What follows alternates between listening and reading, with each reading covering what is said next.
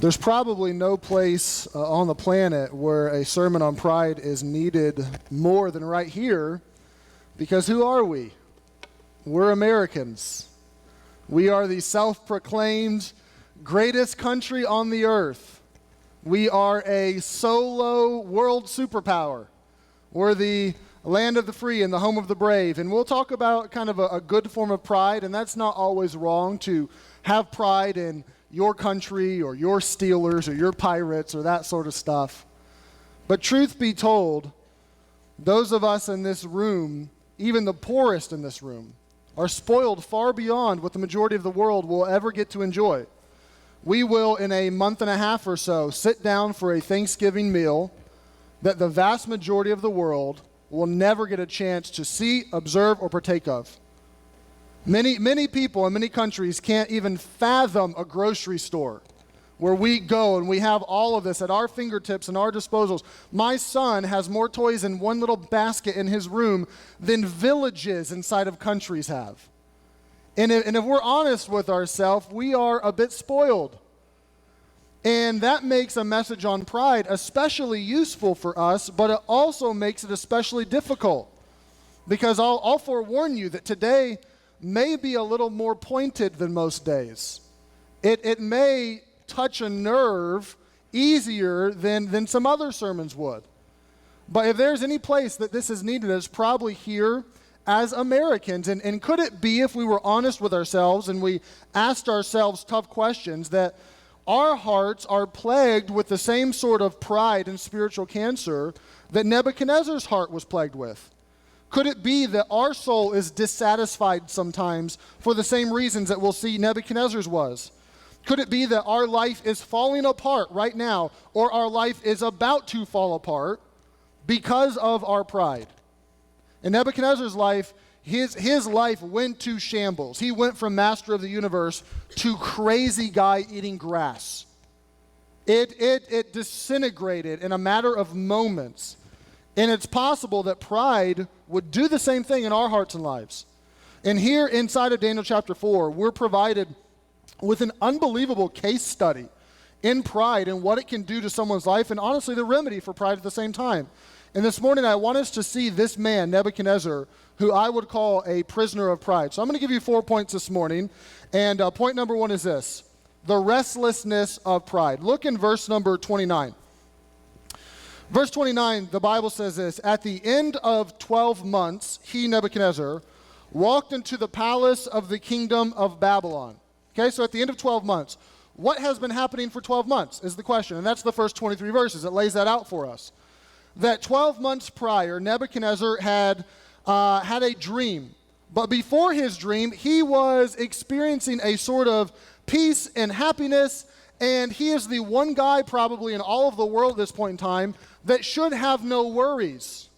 No one will ever fire Nebuchadnezzar. No one will ever downsize him. No one will ever take his spot. He has nothing to worry about. He has money. He has food. He has a palace. He has walls. He has the army that is the greatest army in all the world. And somebody say, well, yeah, he had some to worry about. What if another army rose up and they overtook him? Nebuchadnezzar had conquered the larger armies of the world literally 30 years prior. He has been living with almost no battles to fight for decades now, and he's focused his attention on Babylon, on building cities and walls and gates and gardens. And we saw in chapter 3 a 90-foot tall statue that's made of gold. How do you have the time and attention to do that? You have the time and attention to do that because you're not worried about other stuff. You're not worried about the battle or the war or the army that's going to overtake you. If there's any man in all of the world that should have a peace or should have a rest and should not have a restlessness, it's this man Nebuchadnezzar. And look in verse number 4. We're going to see to a degree that was true. Verse number 4 of chapter 4 says, I, Nebuchadnezzar, was at rest in my own house. Speaking of, there are no wars, there are no battles to fight. I have peace in that sense. And flourishing in my palace, that I am able to build and do what I want and have the cities I want and the temples I want, and I'm flourishing. But verse number 5 comes, and I saw a dream which made me afraid. If anyone shouldn't be afraid, it's this man. But it makes me afraid. And the thoughts upon my bed and the visions of my head troubled me. In Nebuchadnezzar, it says visions plural, that I personally believe that for a series of days he is having this dream, and he is troubled, and he is perplexed, and his heart is worried, and he's afraid, and he doesn't know what to do. There is a restlessness deep inside of this man, despite the fact that on the outside you would look and you would say, if anyone ever should not be restless, if anyone should not care about a silly dream, it's this guy. He has everything you could possibly want, but he's restless. And this dream, just to give you the Cliff Note version, is a dream of a giant tree in the middle of the earth that grows, and everything under the earth is in it or under it. Birds are in it, beasts are under it, men are under it, and this tree covers the entire earth. And an angel comes from heaven and says, cut down the tree, but leave the root, leave the stump. So the tree is cut down, and Nebuchadnezzar he's obviously perplexed by this. And he calls in the magicians and the astrologers and says, tell me what this means. Give me an interpretation. Or what does this mean to me? And they say, we can't do it. And then comes Daniel. And the king says, oh, Daniel, great. I'm glad you're here. You know stuff. You have wisdom. You talk with God. What does it mean? And Daniel becomes, the Bible says, astonied. He became almost white-faced or astonished. And Daniel says, King, I don't want to tell you what this means, because this isn't good news for you. That tree is you. You're great. You're powerful. But that tree's getting cut down. And that tree is going to fall unless you turn from your ways and become righteous, unless you show mercy to the poor. And then 12 months later, the Bible says that Nebuchadnezzar walks into the palace, and he says, is this not the great kingdom I've built? Is this not my glory? Is this not my majesty? Is this not what I have done? And he refuses to turn. And we learn inside of this man that is the most accomplished man possibly in world history, who's going to accomplish more than anyone under the sound of my voice today, that this man, although he's accomplished so much and although he's done so much, he's not fully satisfied. There's still something deep inside of him that troubles him, that eats at him, that makes him afraid, that makes him perplexed, that deep inside of his soul there is a restlessness of sorts that he just can't seem to figure out. He can't get a handle on it. He can't produce this sense of joy and peace and satisfaction that he knows he needs. And he's known the power that only a few people in world history have known, yet he's still restless. Yet he's still troubled, he's still perplexed. And history tells us that those at the top of the top of the top are deeply troubled people. If you read anything about the Pharaohs or the Caesars, or even in our modern society, the Michael Jacksons or the Robin Williams or whoever you want to list that reach the pinnacle and the zenith of their respective category, we learn that most of those people are deeply troubled individuals. And that is what Nebuchadnezzar is. He's restless. I came across an audio interview probably more than a year or so ago, but he has written a book. It's a guy named Chad Williams. He wrote a book called Seal of God. And Chad says that when he was a teenager, all he wanted to do was become a Navy SEAL.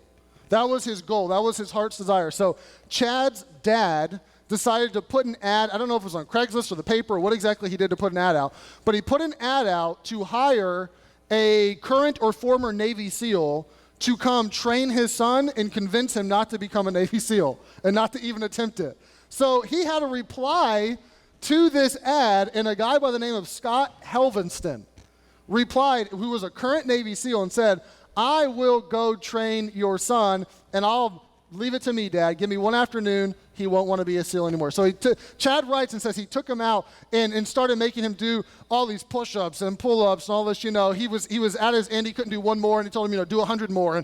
And all this crazy stuff. He'd take him on this run, and he would jump out of the bushes and hit him and knock him to the ground and just try to discourage him from you don't want to do this. But Chad kept going and kept going. And at the end of the day, Scott went home to Chad's dad and said, I think he has the stuff it takes to be a SEAL. And Chad, literally, he told him that. And Chad's dad said, could I hire you to tutor my son to be a Navy SEAL? And Scott agreed and said, yeah, I'd be happy to. So he takes him under his wing, and after school, he begins to train him. And here's how long you need to hold your breath, and here's how far you need to run, and here's the time you need. He begins to train him in SEAL training. In days before Chad enlisted into the Navy, he turned on the news. Scott was deployed at this time. he turned on the news, and there was on the news in Fallujah, Iraq, a attack that had been planned, and there was Scott, his mentor, Navy SEAL, tied to the back of a car, dead, being drug around. And Chad says, that put a fire in me to be a Navy SEAL and the best Navy SEAL that I possibly could be, like I have never known.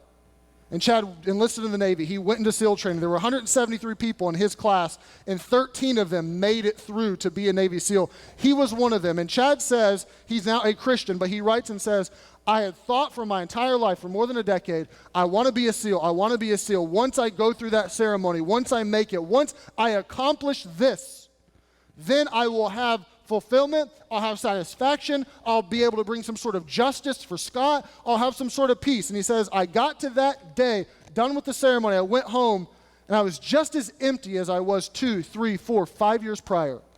And he began to fill his life with drugs and alcohol and women and all the rest of it that you can possibly try to fill your life with. And he writes and says, I found out that the only thing that could bring me peace, the only thing that could bring me satisfaction, the only thing that could quench my restlessness was Jesus Christ. And now he's a Christian man who travels, he speaks at churches, he's written a book, Seal of God, but he learned what so many people deny. He learned once he reached the top of the military, of the U.S. military, what so many people deny. That we just think, if I could get there, if I could have this accomplishment, if I could meet this goal, if my 401k was this big and I could have peace about my future and the rest of my life, if I could just get the promotion, if I could just have one more kid, if I could, then I would have peace. Then I would have rest. Then I would feel some sort of satisfaction deep down inside. But Scott experienced what even Nebuchadnezzar experienced in Daniel chapter 4, that does not come apart from God himself. And Nebuchadnezzar kind of speaks into our hearts and lives and tells us that the human heart wants something so big and so grand that you can pour all of the empires of the world into it, which happened in Nebuchadnezzar's life, and yet it can still be empty. And yet it can still be unsatisfied. And what is it that we're searching for? What is it that we long for? What is it that we want as a satisfaction and a peace inside of our lives? And as Christians, we know the answer to that. We know that only Jesus satisfies the soul. And that's a very existential argument. That's just a personal, I've experienced this. But if you know Jesus Christ, you have experienced that he is the only person that can quench that thirst and can meet those goals and can truly give you the rest that you want. Our success, our achievement, our being a master of the universe never brings peace. There's always a sense of restlessness attached to it, and that's even in Nebuchadnezzar's life. But it's not just restlessness. We find this in Nebuchadnezzar's life. We find the root of pride. Look in verse number 30. After 12 months, Nebuchadnezzar walked into the palace, and this is what he says. Notice the personal pronouns. The king spake and said, is not this great Babylon that I have built for the house of the kingdom by the might of my power and for the honor of my majesty?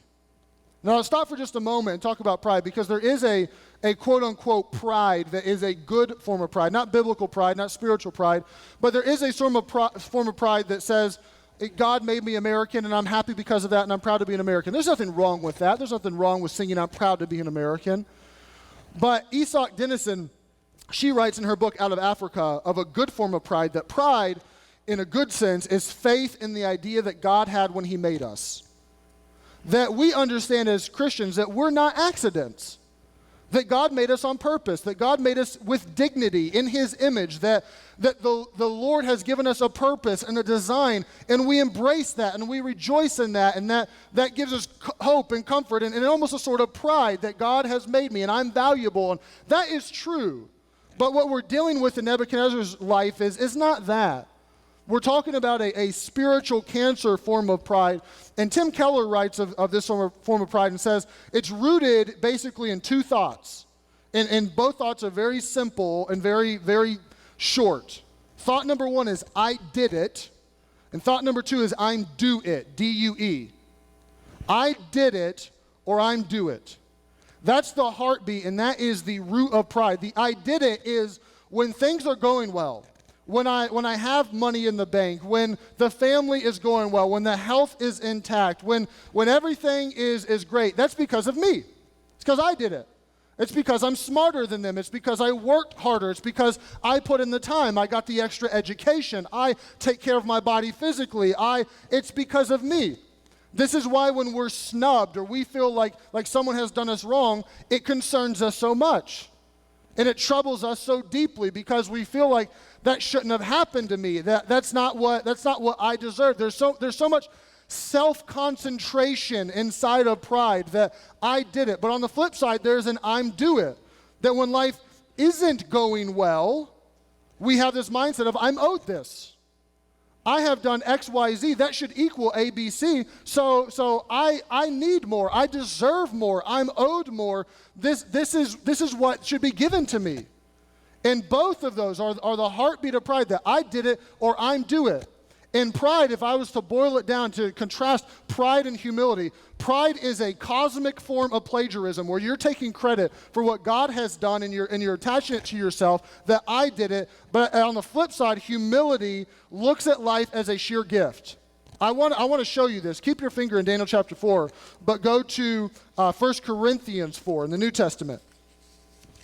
Paul illustrates this beautifully, that true humility looks at life as a sheer gift and recognizes where everything comes from. 1 Corinthians chapter 4, we'll start in verse number 6. We'll read verse 6 and 7. Paul writes in verse number 6, and he says, "In these things, brethren, I have in a figure transferred to myself and to Apollos for your sakes." And here's what it is, and here's the reason. "That ye might learn in us not to think of men above that which is written." So don't think of people more than what the Bible says. "That no one of you be puffed up for one against the other." So don't do this because it's going to produce a sense of pride. What's he talking about? Verse number 7. "For who maketh thee to differ one from another?" Who made you different? Who made you American? Who made you your ethnicity? Who made you male or female? Paul says, who made you differ from somebody? "And what hast thou that thou dost not receive?" Tell me something in your life that isn't a byproduct of the gift of God. Tell me something that didn't come from him. And then he says this, "Now, if thou didst receive it," if all of life is a gift from God, "why dost thou glory as if thou hast not received it?" If this is of God, if this is because of him, if this is his gift, what sense do you have? Where do you get off thinking that you did it?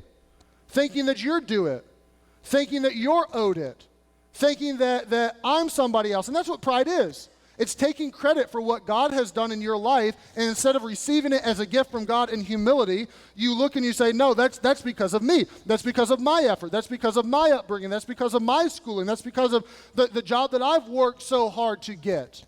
And some people look at that passage of Scripture in 1 Corinthians and say, no, we can't do that. Humility, that's going to produce self-degradation. That's going to produce a lack of self-worth. That's going to produce I'm owed nothing. I don't deserve anything. Who am I? That's going to make us worse off. And that's not the truth at all. If you pay attention to 1 Corinthians 4, Paul says that you receive the gift.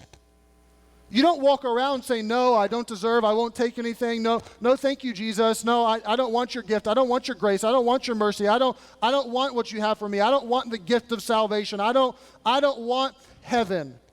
That's a reverse form of pride. When we walk around with okay, I don't deserve it, so I'm going to refuse it. I don't want it. It's not for me. I have to earn it. That's what you're saying. You're reversing pride and saying, I must earn that, and I'm not going to take it until I do earn it. And you're putting it all back on your own shoulders. And you're saying, I'm not going to take something until I did it. I'm not going to take something until I feel that I'm due it. I'm going to refuse this. And that's not humility at all. Humility says, I don't deserve it. It is a gift. It is from God, but I receive it. Thank you, Lord. I don't deserve salvation. I don't deserve heaven. I don't deserve forgiveness of my sins. I don't deserve your death on the cross, but I take it as a gift nonetheless. I love it. I take your grace. I take your mercy. I love that you've made me an American. I had no control over that, but I take it. And some people look at it and say, no, you've gone too far. There is a sense to our life where we did do it, right? I mean, I put in more effort, and I put in more time, and I paid for more schooling, and that's where I am. That person, they didn't do it, and they're worse off than me. It is because of me. It is because of what I did. My health and my friendships and my job and my 401k and my family, I can't say it's all a gift from God. Some of that is to my own credit. Some of that is because of me. Really? Did you chose where you were going to be born? You chose the family you'd have? You chose the century you would be born in? You chose what gender you'd be? You chose what ethnicity? No. You chose your family, you chose your siblings, you chose your early life experiences, all of which any psychologist or psychiatrist or any person with common sense would say are extremely formative to who you are today. You controlled that? You chose, that's because of you? No. We understand that who we are today, no matter who we are, is a byproduct of a gift of God, that He chose that and He did that, and that is a gift from Him that we receive, and it's not because of us. It's not I did it. It's not I'm doing it. It's a gift of God that Paul writes in Corinthians and says, if that is a gift, then where do you brag?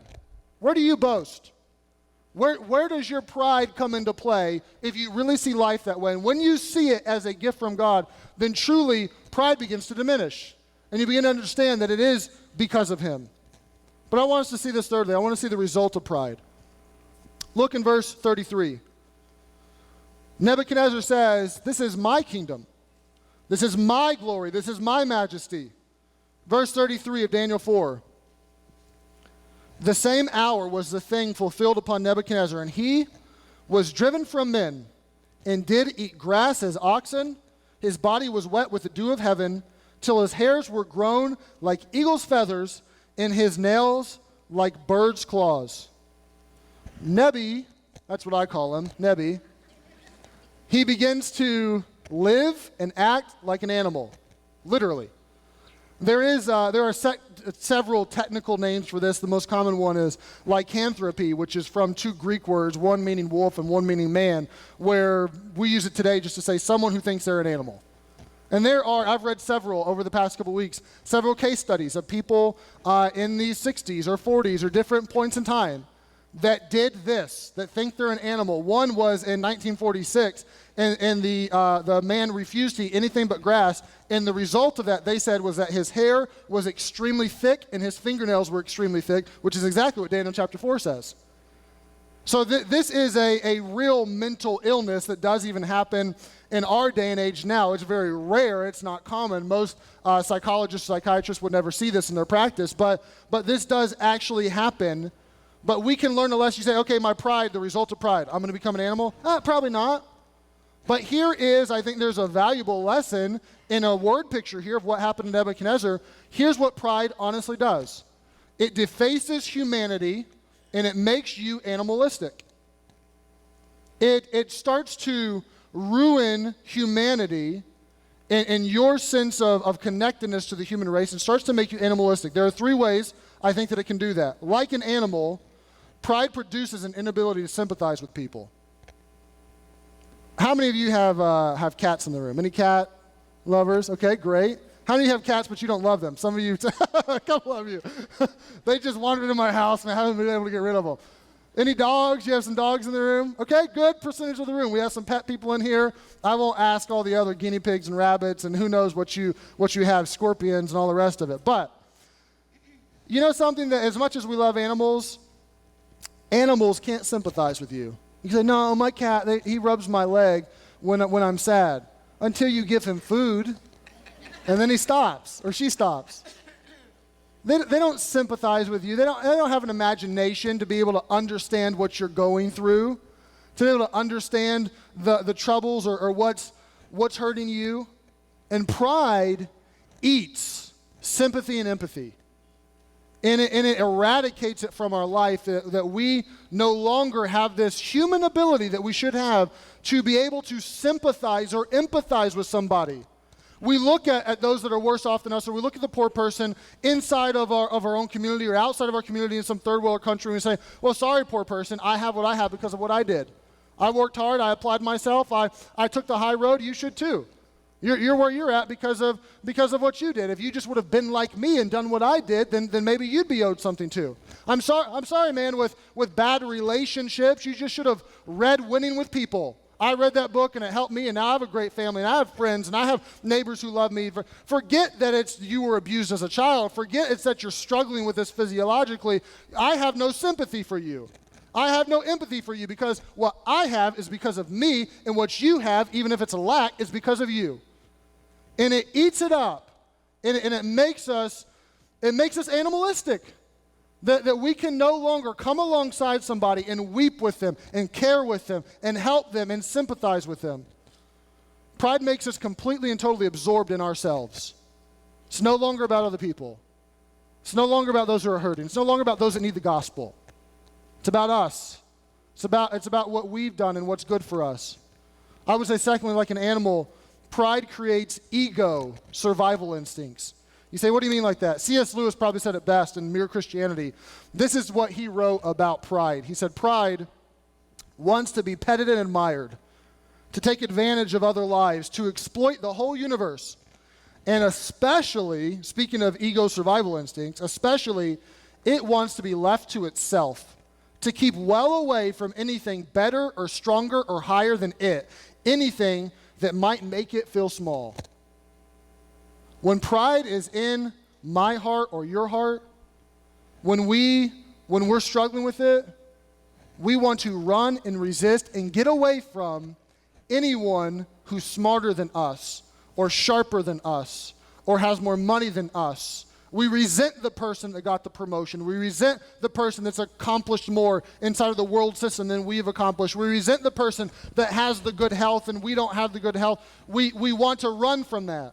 We want to get away from that. We want to excuse it away, and that's probably because of some anomaly. I know what I deserve, and I deserve more, and I should be better. I should be just as good as them. I should have just as much as them, and it makes us to where we resent the people that get the praise.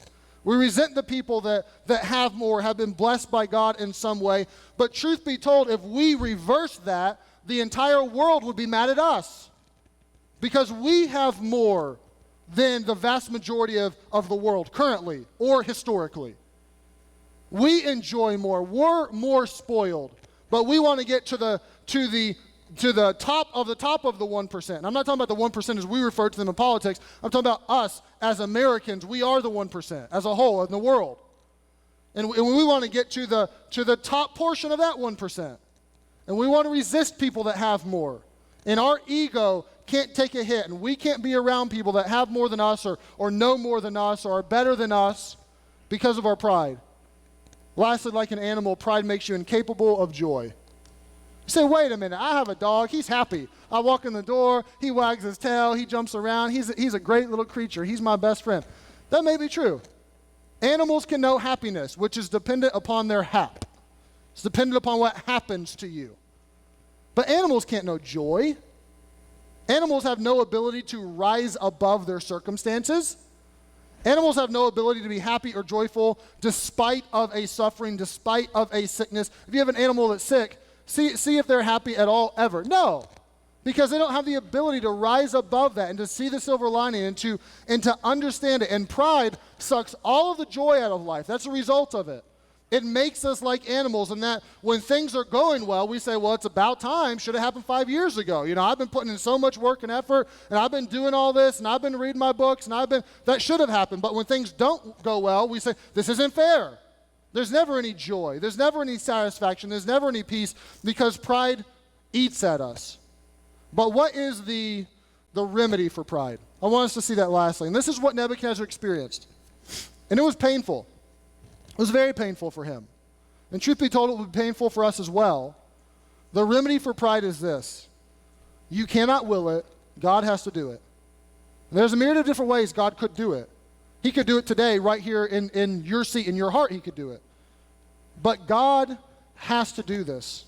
Not to quote C.S. Lewis too many times in one sermon, but he has in the Chronicles of Narnia, if you've ever watched the movie or read the books, he has a story in there of Eustace. Eustace is a prideful, arrogant, rich little boy who gets a lot of wealth, and he goes to sleep with greed on his mind, and he wakes up a dragon. Now, obviously, this is fictional, but he wakes up a dragon, and Eustace tries to tear the dragon skin off of him and change himself back, but he can't. And he goes to Aslan, who in the story, Aslan is the lion, he's the Christ figure.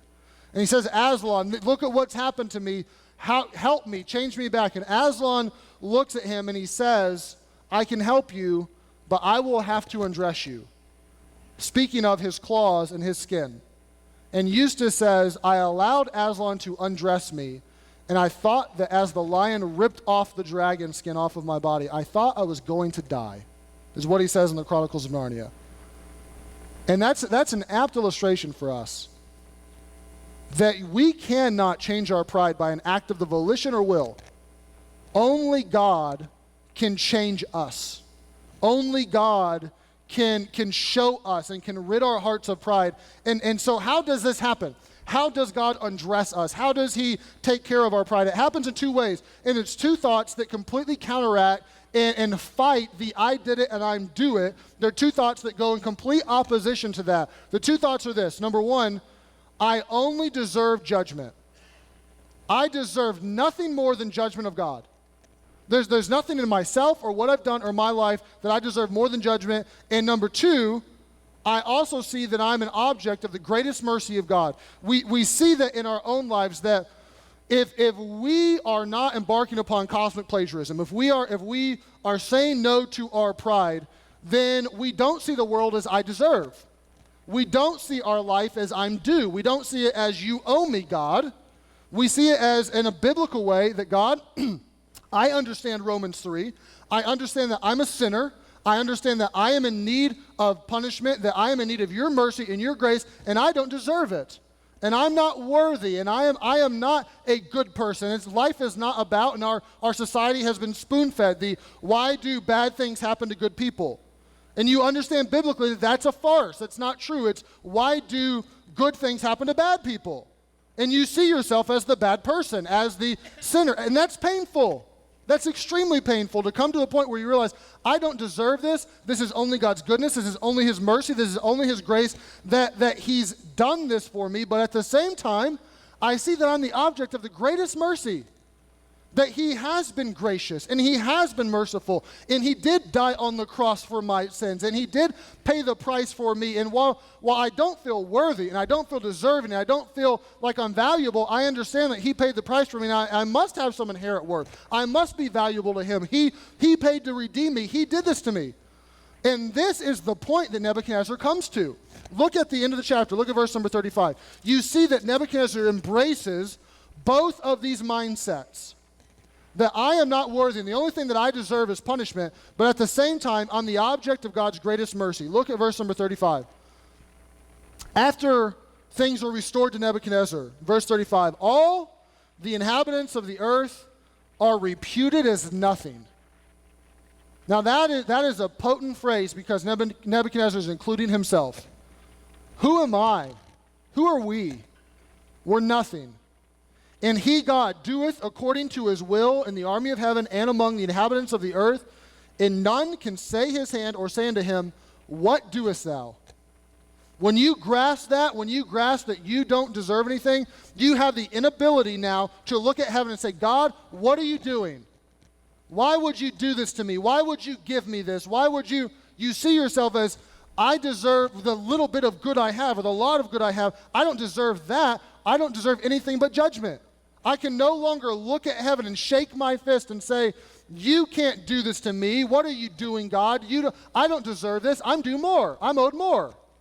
You have the inability when you grasp that mindset. But verse number 36, and at the same time, my reason returned unto me for the glory of my kingdom, and mine honor and brightness returned unto me, and my counselors and my Lord sought unto me, and I was established in my kingdom, and excellent majesty was added to me. So I got this gift, and this gift, and this gift, and this gift. And what do I say now that I have these gifts? Do I say, look what I've done?